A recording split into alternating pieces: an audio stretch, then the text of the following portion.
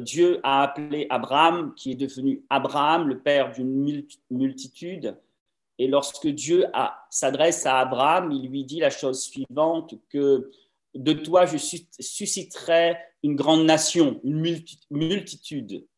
En revanche, Dieu quand même l'avertit, il dira, tes descendants souffriront dans un pays étranger.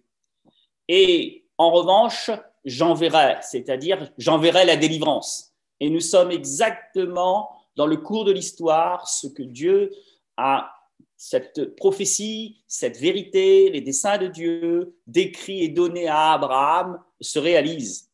Et les descendants d'Abraham, le peuple des Hébreux, ont été en Égypte.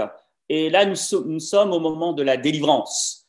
Et je vais vous lire ce texte. J'aurais pu prendre un autre texte, mais j'ai choisi celui de la grêle. Et je vous invite donc à faire une lecture à partir du verset 13 du chapitre 9 d'Exode. Bienvenue à l'église Paris Espoir et Vie. Je suis Éric Mercantia, le pasteur de l'église, et c'est une joie pour moi de te retrouver pour notre culte en direct. Dans quelques instants, tu vas entendre la parole de Dieu, le message de Dieu pour ta vie, et je te retrouve immédiatement après. Alors, à tout de suite. L'Éternel dit à Moïse, « Lève-toi de bon matin et présente-toi devant Pharaon. Tu lui diras, ainsi parle l'Éternel. Le Dieu des Hébreux, laisse aller mon peuple afin qu'il me serve. Car cette fois, je vais envoyer toutes mes plaies contre ton cœur, contre tes serviteurs et contre ton peuple, afin que tu saches que nul n'est semblable à moi sur toute la terre. Si j'avais étendu ma main et que je t'eusse frappé par la mortalité, toi et ton peuple, tu aurais disparu de la terre. Mais je t'ai laissé subsister afin que tu vois ma puissance et que l'on publie mon nom par toute la terre. Si tu t'élèves encore contre mon peuple, et si tu ne le laisses point aller, voici, je ferai pleuvoir demain à cette heure une grêle tellement forte qu'il n'y en aura point eu de semblable en Égypte depuis le jour où elle a été fondée jusqu'à présent. Fais donc mettre en sûreté tes troupeaux et tout ce qui est à toi dans les champs. La grêle tombera sur tous les hommes et sur tous les animaux qui se trouveront dans les champs et qui n'auront pas été recueillis dans les maisons, et ils périront. Ceux des serviteurs de Pharaon qui craignirent la parole de l'Éternel firent retirer dans les maisons leurs serviteurs et leurs troupeaux. Mais ceux qui ne prirent point à cœur la parole de l'Éternel laissèrent leurs serviteurs et leurs troupeaux dans les champs. L'Éternel dit à Moïse, étends ta main vers le ciel et qu'il tombe de la grêle dans tout le pays d'Égypte, sur les hommes, sur les animaux et sur toutes les herbes des champs dans le pays d'Égypte. Moïse étendit sa verge vers le ciel et l'Éternel envoya des tonnerres et de la grêle et le feu se promenait sur la terre. L'Éternel fit pleuvoir de la grêle sur le pays d'Égypte. Il tomba de la grêle et le feu se mêlait avec la grêle. Elles étaient tellement fortes qu'il n'y en avait point eu de semblable dans tout le pays d'Égypte depuis qu'il existe comme nation. La grêle frappa dans tout le pays d'Égypte tout ce qui était dans les champs, depuis les hommes jusqu'aux animaux. La grêle frappa aussi les herbes des champs et brisa tous les arbres des champs. Ce fut seulement, écoutez bien, ce fut seulement dans le pays de Gozen où étaient les enfants d'Israël qu'il n'y eut point de grêle. Pharaon fit appeler Moïse et Aaron et leur dit, « Cette fois, j'ai péché, car l'Éternel est le juste et moi et mon peuple, nous sommes les coupables.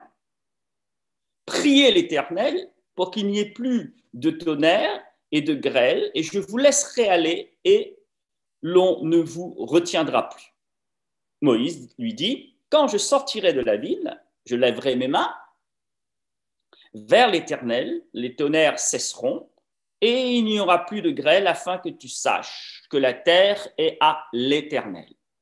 Mais je sais que toi et tes serviteurs, vous ne craindrez pas encore l'Éternel Dieu.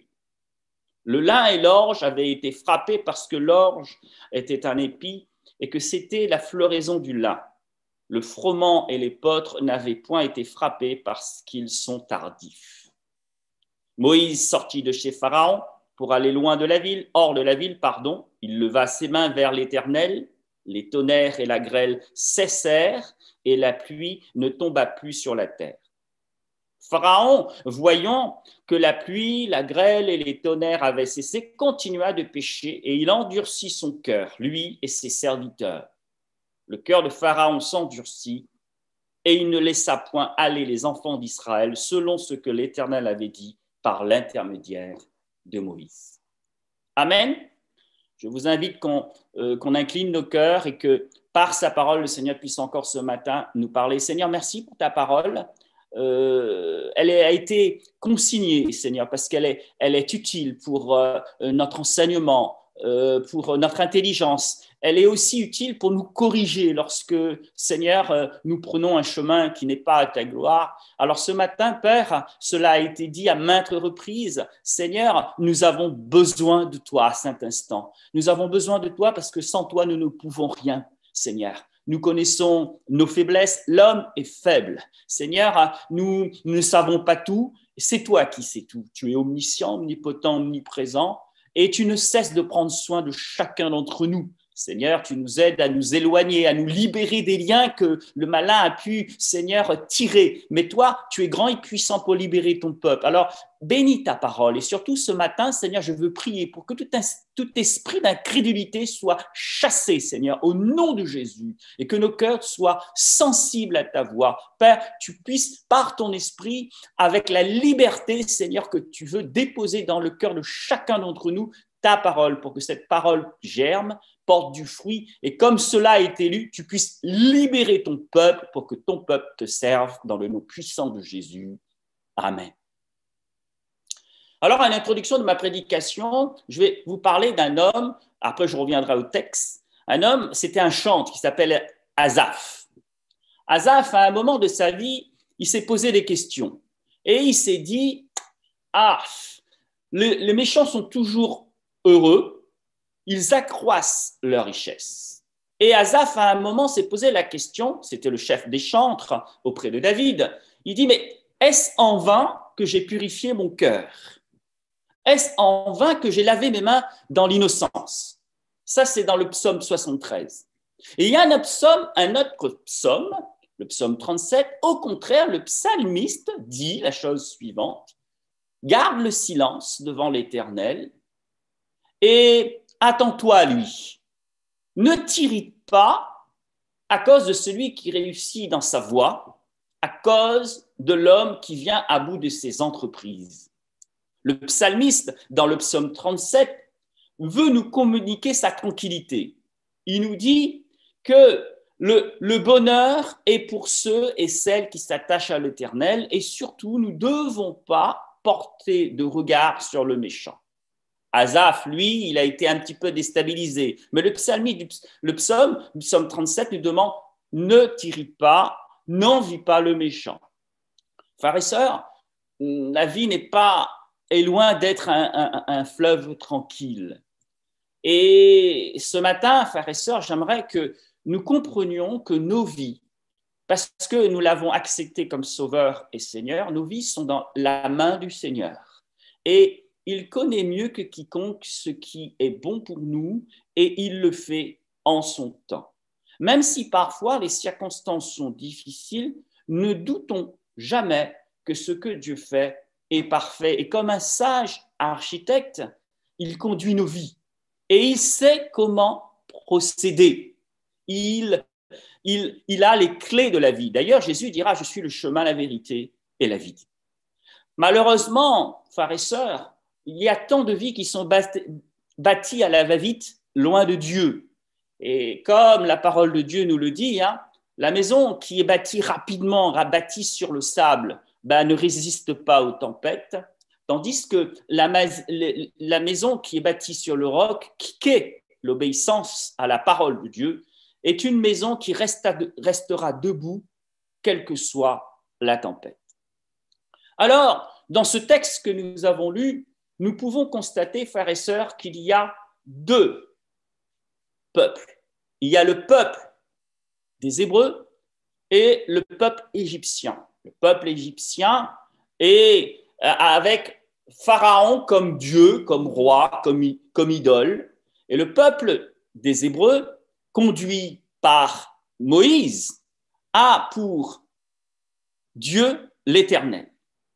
Alors j'aimerais, frères et sœurs, que ce matin, nous puissions comprendre une chose. Rappelons un petit peu le contexte. Nous avons lu la tempête de la grêle et nous savons tous que les raisons qui ont poussé l'Éternel à envoyer la grêle, c'était bien sûr, et ça a été répété, et l'Éternel le répète, il souhaite que son peuple soit libéré pour le servir. Mais j'aimerais aussi attirer votre attention sur autre chose, parce que dans l'amour que Dieu a pour son peuple, il ne néglige pas aussi le peuple égyptien. Je vais vous l'expliquer. Ces plaies que Dieu va envoyer, il y en a 10 dans la Bible.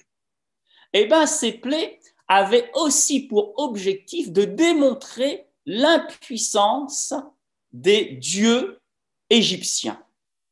Les 10 plaies, dont la grêle, ces 10 prodiges avaient l'objectif de démontrer l'impuissance des dieux que les Égyptiens adoraient. Et Dieu faisait une pierre deux coups. Il voulait libérer son peuple et en même temps, il était en train de montrer au peuple égyptien que leur Dieu était inefficace. Et il mettait en avant que le seul Dieu, c'était l'Éternel. Et, frères et sœurs, la première pensée que j'aimerais mettre dans vos cœurs, c'est que Dieu n'aime pas l'idolâtrie. L'idolâtrie est une abomination devant l'Éternel. Alors, Dieu, j'aimerais pour vous le montrer, j'aimerais juste rapidement vous montrer quels sont les dieux. Et vous devez savoir une chose, frères et sœurs, que les Égyptiens avaient, alors aujourd'hui on a fait un décompte, au moins 1500 dieux. Et leur foi était une foi diluée. La divinité se retrouvait en tout. Alors rapidement, vous dire quels sont les dieux qui ont été attaqués par les plaies. Bon, la première plaie, c'était l'eau changée en sang. Et c'était le Nil, l'eau du Nil qui était changée en sang. On adorait le Nil, ce fleuve, et ce fleuve qui nourrissait l'Égypte. Et le Dieu qui était attaqué lorsque Dieu a permis que Moïse change l'eau en sang, le Dieu qui est associé au fleuve du Nil, c'est Hapi. C'est la puissance divine du Nil.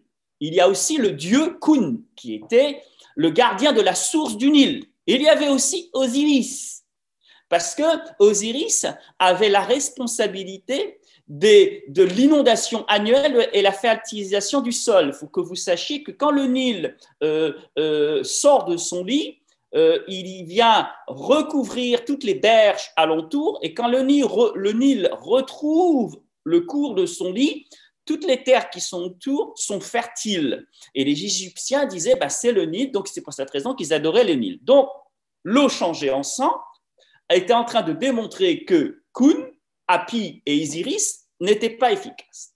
Je passe vite ensuite sur la partie grenouille. La grenouille. Vous savez que Dieu a envoyé les grenouilles.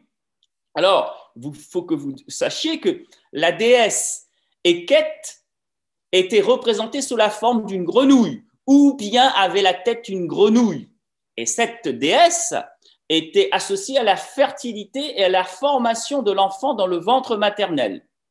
Et elle, apparemment, aussi, cette divinité veillait sur les sages-femmes. Et contre les grenouilles, cette divinité n'a rien pu faire. Les grenouilles ont envahi le Nil. Parlons maintenant du fléau du poux, les poux. Alors là, quel dieu se cachait derrière ça? Il y avait Geb. Geb, ou Seb. Alors, dans l'histoire, en Égypte, entre Geb ou Seb, bref, c'était un dieu. Et ce dieu-là, normalement, on lui prêtait le pouvoir de contrôler les nuisibles. Et là, ce qui s'est passé, c'est que les poux ont envahi l'Égypte. Et pour votre information aussi, c'est que ces poux ont infecté tout le monde et ont même infecté ces sacrificateurs de ces dieux-là. Et ces dieux-là n'ont même pas pu accomplir leur service parce qu'ils étaient impurs. Et pour rentrer dans le temple où tous ces dieux étaient rassemblés, ces sacrificateurs devaient être purs. Donc ces poux ont rendu impurs ces sacrificateurs. Donc Dieu était en train de leur démontrer encore une fois que leur Dieu était inefficace. Alors, les mouches, il y avait les mouches. Les mouches, ça revenait aussi, la responsabilité de Geb était de ce Dieu-là. Normalement, il aurait dû contrôler les mouches. Il aurait dû ne pas permettre que les mouches envahissent l'Égypte. Les magiciens ont bien essayé de contrôler ça, de contrecarrer. Ils n'ont rien pu faire. Maintenant, il y a la mort des bétails. Alors, la mort des bétails, ça, c'est quelque chose d'important aussi. Il y a au moins 4 dieux en Égypte qui étaient associés aux animaux domestiques. Alors, il y a le dieu, le taureau Tat, le Mnévis, c'est le taureau sacré du dieu Ré, la déesse Hathor, à la tête de vache, Kun, le dieu bélier, et bien ces dieux-là n'ont rien pu faire. Le bétail est mort. Et là encore, Dieu était en train de montrer aux Égyptiens que leur Dieu n'avait aucune efficacité contre l'Éternel. Je vais parler maintenant du Pustule. Pustule aussi, c'était le dieu Sekhmet. Alors, et normalement, cette déesse aurait dû interdire, parce que elle, son rôle, c'était la guérison et la protection contre les maladies. Et là, Dieu a montré que ces dieux-là étaient inefficaces. Alors la grêle, normalement, il y avait le dieu Chou et Nout, qui étaient les dieux de l'air et du ciel. Et normalement, ils protégeaient l'agriculture parce qu'ils avaient la responsabilité. Alors ensuite, vous avez les sauterelles, c'était Osiris et Isis. L'obscurité, vous avez aussi le dieu Ré qui était visé, le dieu Képri, bref, le dieu Aton, Horus, Atum. Et le dernier fléau, c'était la mort des premiers-nés. Et la mort des premiers-nés, c'est le dieu Min, le dieu de la procréation qui était visé. Il y avait aussi Isis qui était visée, parce qu'elle devait du coup être capable de guérir et de protéger les nouveau-nés. Et il y en a un autre dans le dernier épidémie, il y avait un autre personnage qui était visé. C'était Pharaon lui-même. Parce que Pharaon, il faut savoir que Pharaon était déifié.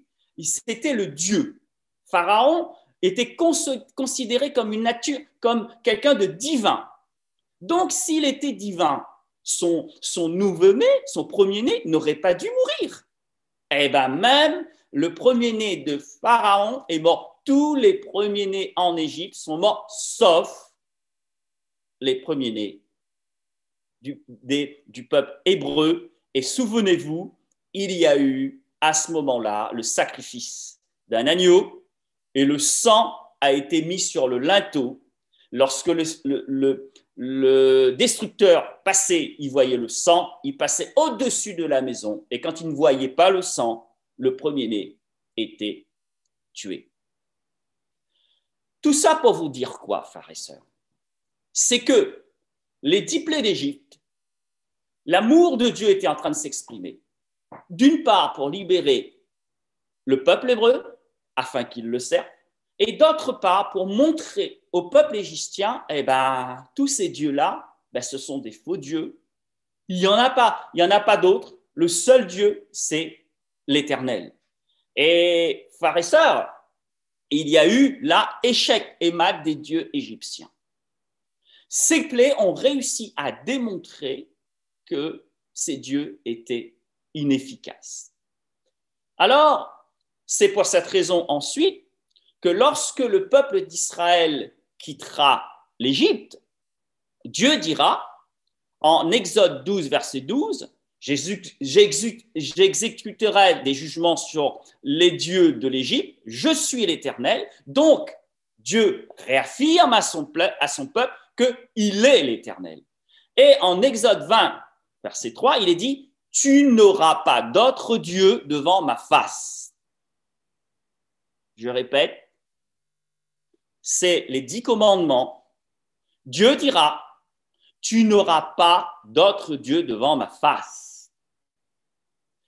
Ces commandements étaient importants. Pourquoi? Parce que le peuple d'Israël a passé 430 ans en Égypte.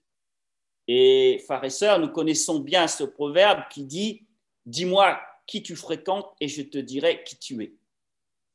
Ce qui se passe, c'est que 430 ans en Égypte, au milieu de ces multiples divinités, a sûrement modulé, déformé, formaté un petit peu les raisonnements du peuple hébreu. C'est pour cette raison qu'au sortir du pays d'Égypte, Dieu va tout de suite édicter des commandements.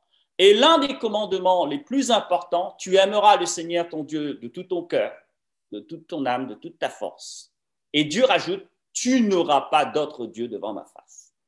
Ça pour dire au peuple d'Israël, Dieu a en abomination l'idolâtrie. L'idolâtrie. Les idoles. Dieu ne voulait, dans les 10 commandements, verset 4, chapitre 20, versets 4 et 5, il ne voulait pas qu'on fasse de fabrication d'idoles. Dieu ne voulait pas que le peuple d'Israël fasse de représentation des dieux. Les plaies avaient aussi une valeur d'enseignement pour le peuple hébreu. C'est-à-dire que les Hébreux comprennent aussi qu'il n'y a qu'un seul Dieu. C'est vrai que les Hébreux étaient entourés de peuples paganismes, où il y avait plusieurs dieux. Et Dieu montrait au peuple d'Israël, au travers de ces 10 plaies, que la délivrance a été acquise grâce à Dieu. Ils ont crié, Dieu est intervenu au travers des plaies et ils ont été libérés grâce à Dieu. Pour qu'ils s'attachent encore plus à Dieu. Frères et sœurs, j'aimerais à ce moment-là attirer votre attention sur un fait. Quand Dieu dit « Tu aimeras le Seigneur ton Dieu », n'oubliez pas que c'est moi qui vous ai fait sortir du pays d'Égypte. Il faut savoir qu'à ce moment-là, le peuple d'Israël était esclave et un esclave n'a aucun droit. N'a aucun droit. Il n'a pas le droit d'avoir de maison, il n'a aucun droit. Et Dieu libère son peuple, donc Dieu devient le libérateur. Et frères et sœurs, nous aussi, nous étions sur le péché et nous étions sur la puissance du péché. Et à la croix, Christ a payé la rançon. Le peuple d'Israël, Dieu l'a libéré au travers des plaies. Pour qu'ensuite, Dieu dit, regarde ce que j'ai fait pour toi. Et qu'il y ait entre Dieu et son peuple une relation d'amour. Pharaon imposait son contrôle sur le peuple d'Israël. Dieu va libérer son peuple et il va édicter des paroles d'amour en disant, voilà ce que j'ai fait pour vous. Et il va dire, tu m'aimeras parce que je t'ai libéré. Et quelque part, Dieu voulait être, parce que c'est un Dieu d'amour, il voulait être le nouveau maître du peuple d'Israël. Frères et sœurs, nous connaissons la suite de l'histoire. Qu'est-ce qui s'est passé? Il y a eu l'épisode du veau d'or. Il y a eu les murmures. Il y a eu les regrets. Et même, à un moment, le peuple d'Israël dira, le peuple des Hébreux, dira, on aurait aimé rester en Égypte. On aurait aimé servir le Pharaon. Frères et sœurs, j'ai l'impression qu'ils n'ont pas compris la leçon. Ok, eux, ils n'ont pas compris. Alors, à ce moment-là, frères et sœurs, moi j'aimerais lui poser une question, mais nous, parce que ces paroles ont été consignées pour nous aussi. Est-ce que nous avons compris la leçon? Frères et sœurs, le peuple d'Israël a été libéré de la maison de la servitude, qui est l'Égypte, pour servir Dieu. Nous l'avons lu. Nous aussi, nous avons été libérés de la maison de servitude pour servir Dieu. Et ces paroles, tu aimeras le Seigneur ton Dieu de tout ton cœur, de toute ton âme, de toute ta force, et tu n'auras pas d'autre Dieu devant ma face. Ces 10 commandements sont aussi valables pour nous. Et nous savons, frères et sœurs, que l'Égypte est un type du monde. Alors, j'aimerais maintenant vous poser la question, est-ce que les choses ont vraiment changé? Est-ce que ce monde est exempt de faux dieux? Posons-nous la question. Et j'attirerai votre attention sur 2 choses qui se passent actuellement dans notre monde. Qui sont les dieux de ce siècle? Le siècle dans lequel nous vivons. Alors, vous savez tous, vous allez pouvoir, si je vous pose la question, vous allez parler de la fortune, de l'argent. Ouais, ben, l'argent contrôle tout. Vous allez aussi me dire la gloire. Oui, je suis d'accord avec vous. Il y a certaines personnes, pour avoir la gloire, sont prêts à tout faire pour l'acquérir, quitte à écraser les autres. Et aussi, il y a un autre, on va dire, Dieu, faux Dieu qui gouverne ce siècle, c'est le plaisir. Et tout ce qui s'ensuit, c'est-à-dire le plaisir. Alors, on peut parler de la pornographie, du sexe. Donc ça, ce sont des choses qui actuellement. Mais, frères et sœurs, je veux même vous dire qu'actuellement, c'est plus compliqué qu'au temps du peuple d'Israël. Nous sommes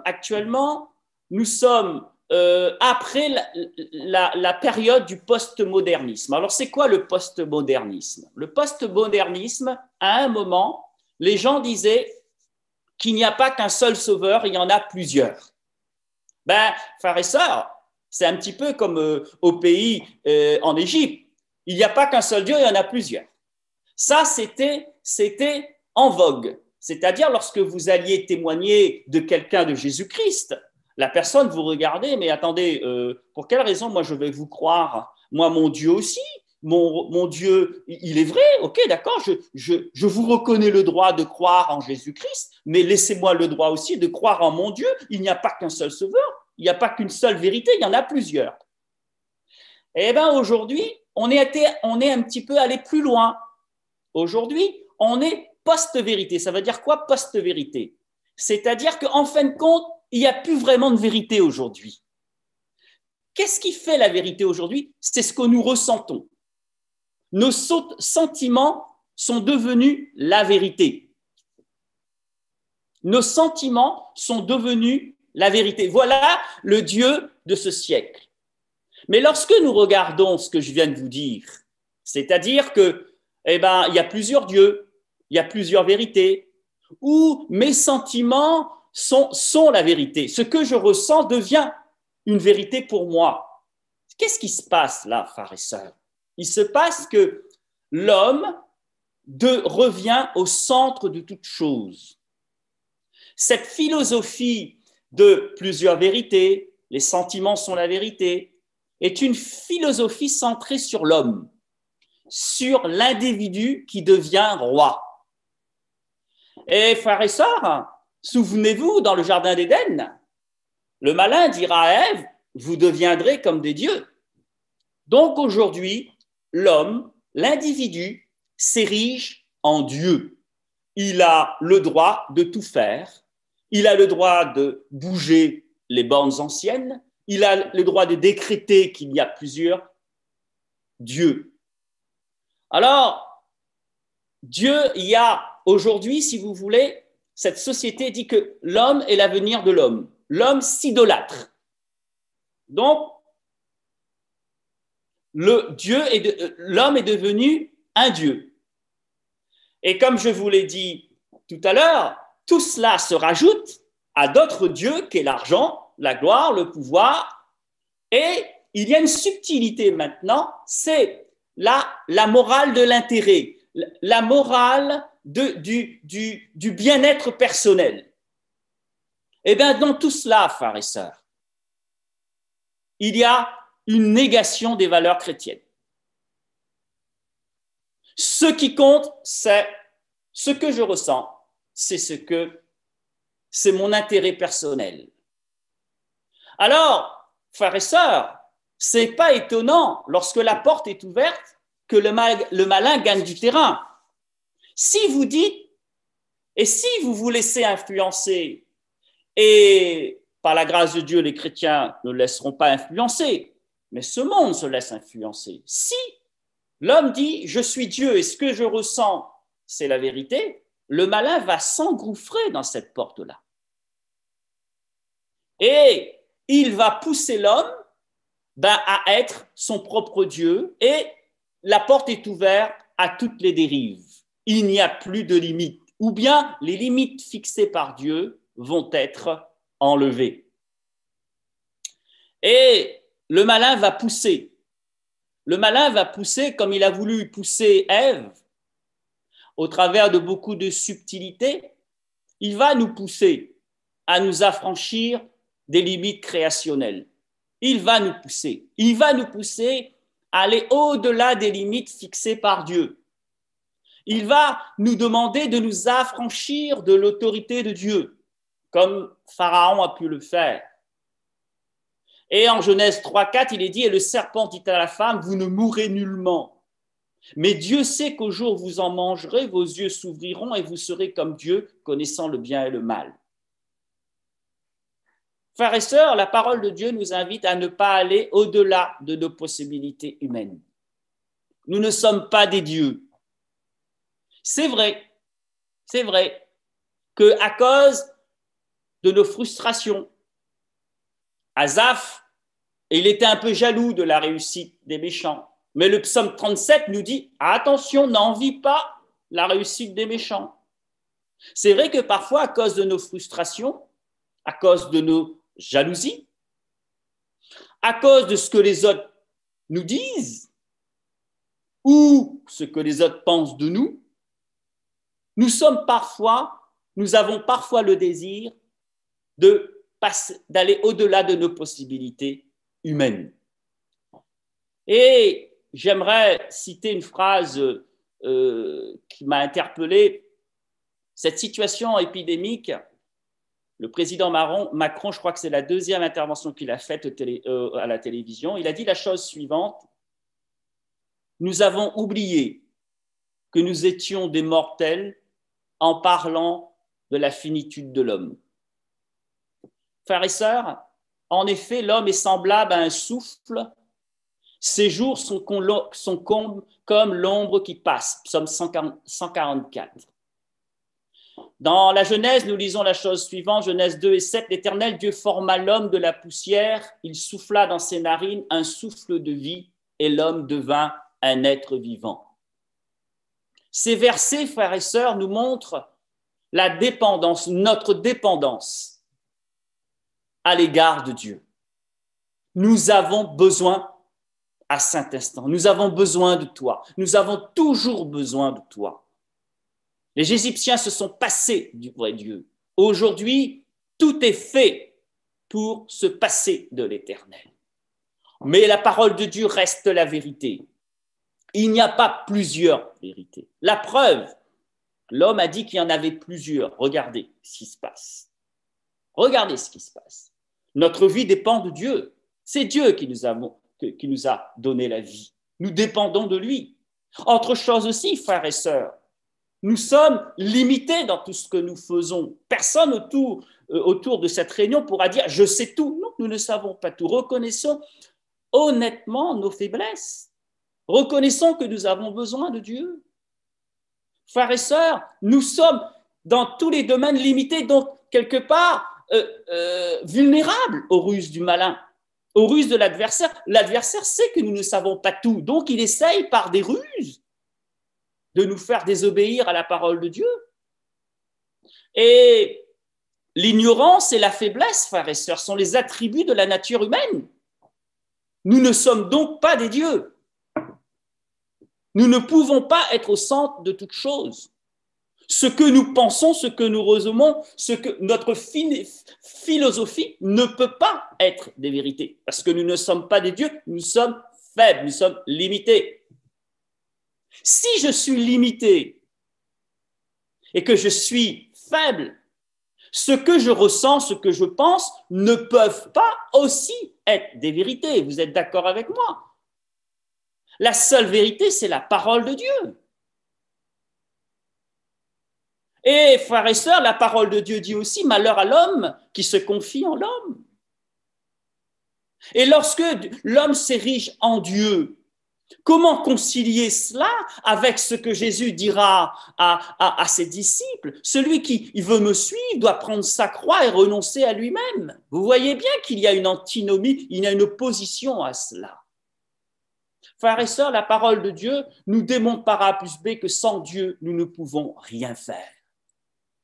Et que si nous mettons notre confiance dans ces dieux inventés par nos sociétés, nous irons à l'échec. Dieu l'a démontré par les plaies. Nous avons été libérés par Jésus-Christ pour servir le Dieu vrai. Et laissez-moi attirer votre attention sur le fait que actuellement, un virus, qu'est-ce qu'un virus? C'est la forme cellulaire la plus élémentaire. On la voit même pas à l'œil nu. C'est la forme cellulaire la plus élémentaire qui est en train de mettre à mal toute l'économie mondiale. Tout ce que ce monde a construit est en train de vaciller. Comme au temps de Pharaon, et là je prends les précautions d'usage, certaines tempêtes sont permises par Dieu afin de rabrouer, de casser l'orgueil de ce monde. Et à ce moment, donc, dans ces circonstances, David aussi est passé par des moments difficiles. Et il posera la question suivante, d'où me viendra le secours? Le secours me vient de l'Éternel. Frères et sœurs, nous avons été libérés. Christ nous a libérés. Et en 2 Corinthiens 6, verset 14, il est dit la chose suivante, ne vous mettez pas avec les infidèles sous un joug étranger. Quel rapport y a-t-il entre la justice et l'iniquité? Qu'y a-t-il de commun entre la lumière et les ténèbres? Nous sommes appelés à être des enfants de lumière qui grandissent dans l'obéissance. Et même s'il y a, frères et sœurs, des tempêtes, il est bien écrit dans le passage que nous avons lu que la grêle n'avait pas atteint le pays où se trouvait le peuple d'Israël, c'est-à-dire la terre de Goshen. Dieu est capable de protéger ses enfants même si la tempête souffle. Mais, vous l'avez bien compris, c'est en s'appuyant sur l'Éternel, c'est en ne mettant pas devant Dieu, devant la face de Dieu, d'autres dieux. Le seul Dieu, c'est l'Éternel. C'est rassurant de voir que Dieu est puissant et grand pour garder ses enfants dans des circonstances difficiles. Parce que nous savons aussi, frères et sœurs, qu'il va y avoir d'autres tempêtes, d'autres tribulations. Et si ce matin, si nous nous disons être des chrétiens, nous ne pouvons pas avoir devant la face de l'Éternel et d'autres dieux, et nous ne pouvons pas servir plusieurs dieux en même temps. Et vous l'avez bien compris, frères et sœurs, ce Dieu-là, de l'argent, vous le savez ça, le Dieu de la gloire, vous le savez, le Dieu du plaisir, mais il y en a un là actuellement qui est en train de dominer, c'est l'individualisme, c'est moi, le moi, j'ai raison. J'ai raison. Frères et sœurs, donc nous nous érigeons en Dieu. Si moi j'ai raison et la parole de Dieu n'a plus le droit de citer, alors j'attirerai ce matin, et c'est là la principale pensée que j'aimerais mettre sur votre cœur. Actuellement, certains sont prêts à tout casser parce qu'ils croient qu'ils ont raison. Plusieurs sont prêts à tout casser parce qu'ils croient qu'ils ont raison. J'espère avoir démontré au travers de ma prédication que nous sommes limités. Le seul qui sait tout et qui est capable de dire ce qu'il convient d'être fait, c'est Dieu. Reconnaissons nos faiblesses. Reconnaissons notre petitesse. Reconnaissons que la vie que nous avons dépend de Dieu. Reconnaissons que parfois nous sommes grinchons. Reconnaissons que parfois nous avons des difficultés à pardonner. Reconnaissons parfois que notre intelligence parfois nous joue des tours. Reconnaissons aussi, frères et sœurs, que parfois nous avons toujours envie d'avoir raison et que l'autre a tort. Humilions-nous devant la face de Dieu. Parce que, frères et sœurs, il y a bien une chose dont Dieu n'aime pas et déteste, c'est l'orgueil. Et lorsque l'homme s'érige en Dieu, c'est l'orgueil qui prend le dessus. Et Satan aime bien ça, parce qu'il l'utilise pour tout détruire. Mais Dieu dit, je résiste aux orgueilleux et je fais grâce aux humbles. Et lorsque les disciples viendront vers Jésus-Christ en disant, mais qui est le plus grand dans le royaume de Dieu? Jésus va prendre un petit enfant, il va dire, si vous êtes humble comme ce petit enfant, alors vous serez grand dans le royaume de Dieu. Qui veut être grand dans le royaume de Dieu? Qu'il soit l'esclave des autres, c'est-à-dire serviteur des autres.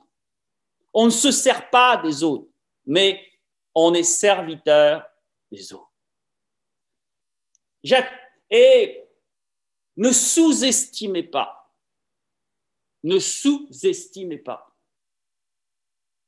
les conséquences négatives de l'individualisme, de l'égocentrisme, du narcissisme,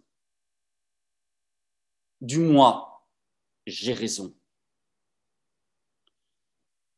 Il y a une sœur qui a prié en début, et je suis d'accord avec elle.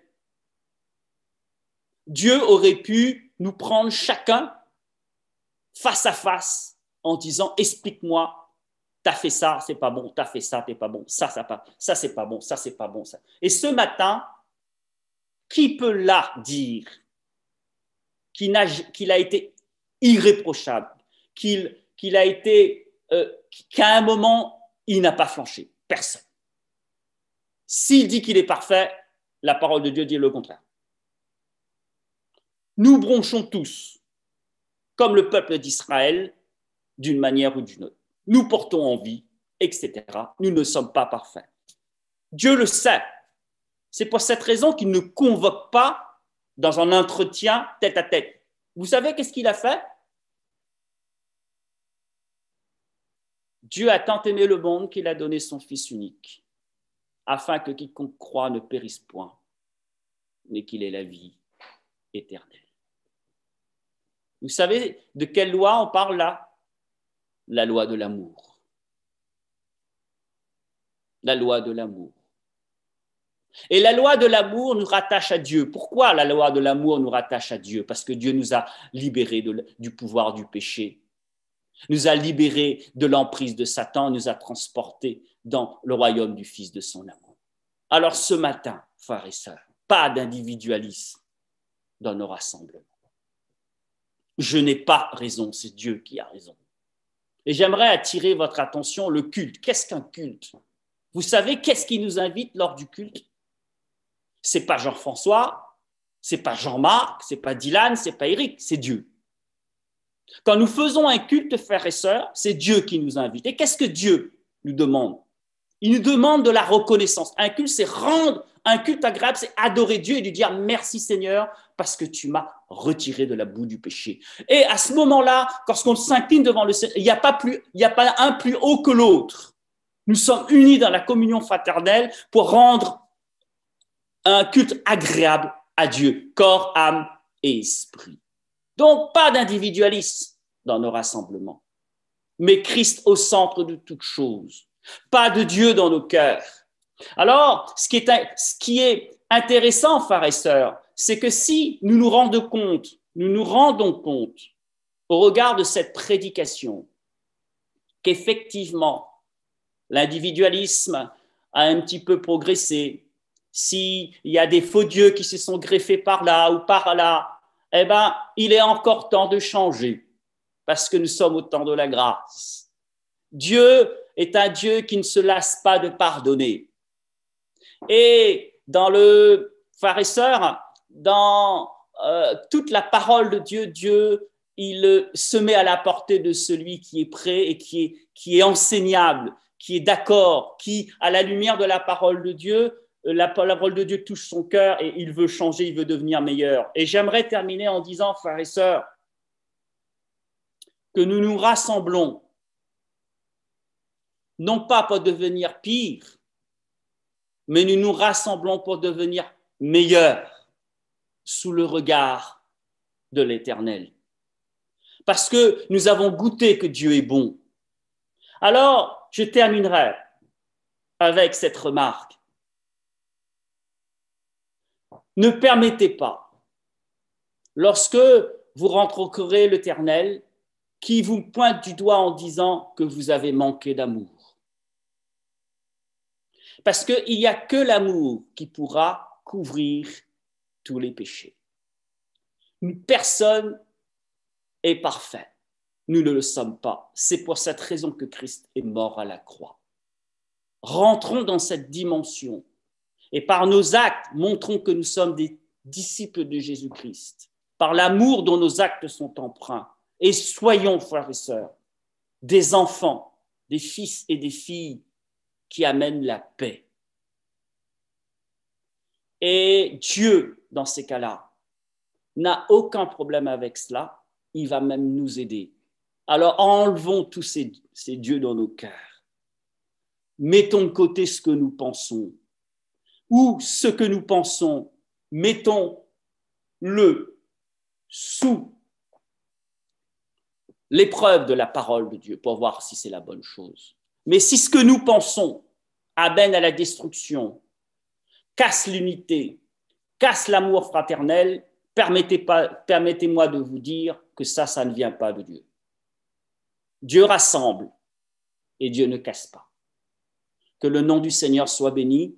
Inclinons nos cœurs pour que, par sa parole, le Seigneur puisse travailler dans nos cœurs et que nous ne nous laissions pas séduire par ces dieux de ce siècle, l'individualisme, par il y a plusieurs vérités, par, bien sûr, tout ce qui est des choses qui ne sont pas à la gloire de Dieu, toutes ces choses qui nous éloignent du Dieu. Seigneur, nous voulons nous incliner devant ta face. Au temps, Seigneur, de Moïse, il y avait plus de 1500 dieux et tu as voulu libérer le peuple d'Israël de cet enfer.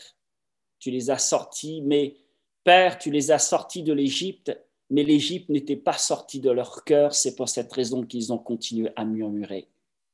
Ils avaient encore, Seigneur, envie de revenir. Seigneur, nous aussi, nous avons été libérés de la maison de certitude. Et sonde nos cœurs ce matin. Vois si dans nos cœurs, il y a encore des choses qui ne sont pas à ta gloire. Tu nous demandes, tu aimeras l'Éternel ton Dieu de tout ton cœur, de toute ton âme et de toute ta force. Je suis le Dieu qui t'a fait sortir d'Égypte, de la maison de servitude, et tu n'auras pas d'autre Dieu devant ma face. Seigneur, aide-nous à ne pas avoir d'autre Dieu devant ta face. Et il y a des dieux aujourd'hui qui sont subtils. Le moi, ce que je ressens, ce que j'ai envie. Seigneur, cela est incompatible avec l'enseignement de ta parole. Toi, tu es la vérité. Toi, tu sais. Tu es le chemin, la vérité et la vie. Tu sais ce qui amène au bonheur. Alors ce matin, Seigneur, par ton esprit, aide-nous à comprendre. S'il te plaît, fais-nous grâce. Pardonne-nous nos péchés. Pardonne-nous notre orgueil. Pardonne-nous notre lenteur à comprendre. Et ramène-nous, Seigneur, s'il te plaît, dans le sentier qui mène à l'éternité. Bénis-nous, Seigneur, et nous vole notre intelligence pour que nous soyons des serviteurs qui soient à la gloire et qui portent du fruit à la gloire de ton nom. Aide-nous, Seigneur, afin que nos actes soient empreints d'amour. Et ainsi, le monde reconnaîtra que nous sommes fils et filles de Dieu. Fais-nous grâce ce matin. Au nom puissant de Jésus. Amen. Bon retour parmi nous. J'espère que tu as été béni par la parole de Dieu, que tu as vécu un instant de communion avec Dieu et je t'invite à aller encore plus loin